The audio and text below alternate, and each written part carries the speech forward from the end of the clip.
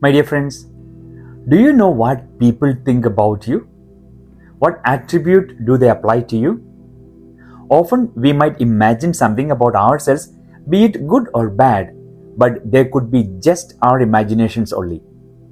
In order to know who we really are, we have to go deeper into ourselves.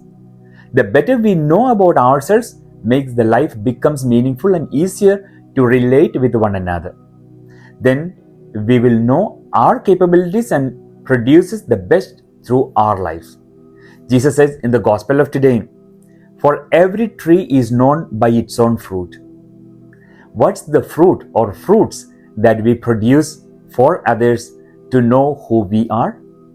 If we do not become aware of what we are good at, we could ask our family or friends for their honest and sincere response to who I am.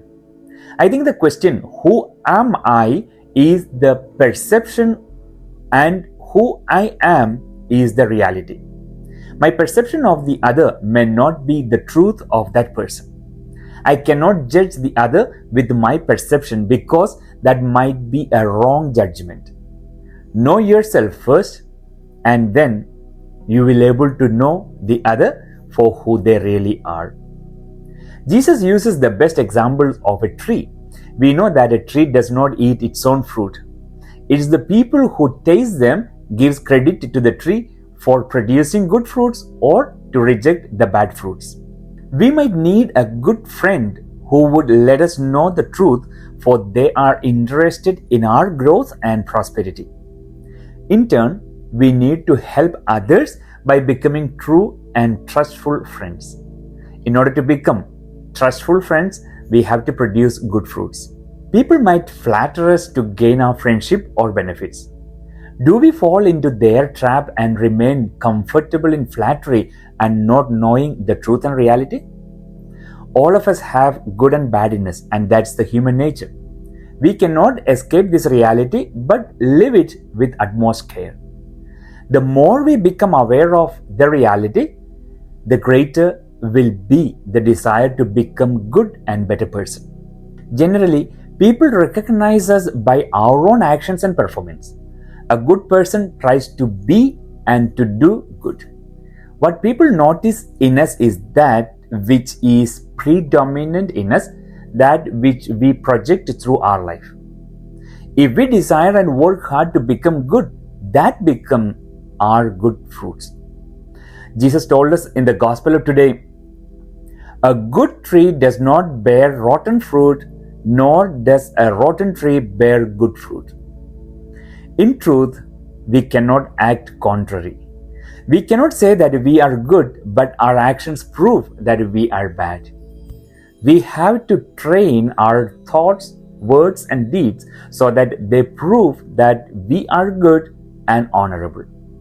Always we want to be good, but often, without even our own knowledge, we fall into the trap of the evil, which would make negative impact upon others. It's important that we should wake up from that comfort zone of evil to make the necessary changes to our lives. Otherwise, we become, as Jesus told in the Gospel of today, "Can a blind person guide a blind person? Will not both fall into a pit?" We have to heal ourselves first. We have to have the clear light to guide the other to the truth.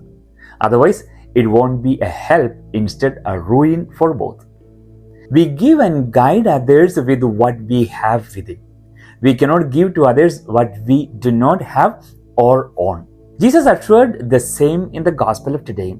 A good person out of the store of goodness in his heart produces good, but an evil person out of a store of evil produces evil. For from the fullness of the heart, the mouth speaks. So, what we can give and share with others is what we have within ourselves. What do we own for ourselves so that we can really share with others? What did we learn from our parents, and what are we teaching to our children? Accidentally, if we hit something and hurts ourselves, what comes out of our mouth first? What's our immediate reaction to something that go wrong at home or at work? Very often, we might be inclined to the evil with bad words, bad actions, or reactions. We need to work hard to make ourselves good. One who is concentrated and connected to God will always think and act positively, speak and share the blessings of God. On every occasion, give the opportunity that the mind thinks what is pure and right. The mouth speaks what is truthful and pleasing to hear, and our actions bring justice and peace. It's our duty to correct ourselves to become better persons.